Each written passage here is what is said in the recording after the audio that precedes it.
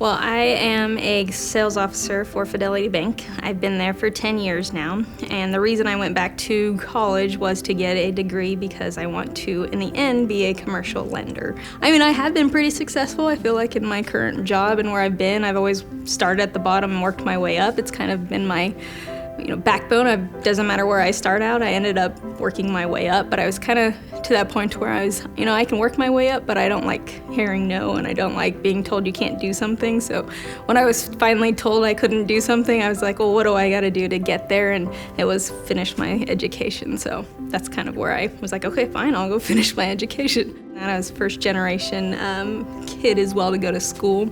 I have 6 kids in my family. My mom's from the Philippines, so going back to college is kind of foreign for my whole entire family. And so I'm the first one to actually go back or do any type of college education, and they've been supportive too. My mom's biggest dream was to have one of her kids graduate. She didn't really know what in or why, but she wanted somebody to graduate, so it's kind of been a big dream for her to see that as well, and she's pretty proud of me when she went to my graduation for Butler, so that's been a good motivation as well. I didn't know what to expect. I didn't have anybody to ask, like, what do I do or how to handle it, and I think that's kind of the reason why I chose Butler in the beginning, was because if I had a question, it didn't matter which advisor I'd talk to. It was, well, let me walk you through this, or let me get you through where you need to be, and just kind of went above and beyond I thought maybe an advisor would even do, and just made it feel more welcoming for somebody that's pretty scared to go back to school.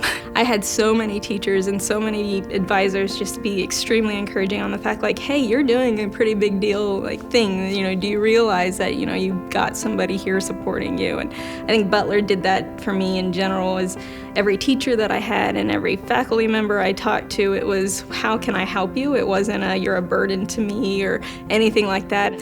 So when I graduated, I actually walked and got an award just for getting good grades. And my oldest daughter was there and my younger daughter was there, and they joked around about how, oh, look, you got an award that looks like Paige's soccer medals that she wins. And my kids mean the most to me. So to hear my older daughter whisper to my younger daughters, like, yeah, but these awards weren't because, mommy kicked a ball and got good scores. It was because she worked really hard and going to school, and they noticed that I worked really hard. So they would say, I had to wake mommy up in the morning because she fell asleep on the couch studying the night before. And she was like, they made really good grades, that's what she got that award for. And it was more of they realized that I worked so hard to get to where I was, and that meant a lot to me. If I could take Butler and turn it into a 4-year college, I would love to do that, just for the fact that, I've gone to WSU now currently, and it's a different feel. It's definitely different. I'm glad I had my first 2 years here at Butler, because I definitely felt the community involvement and I felt the backing behind it.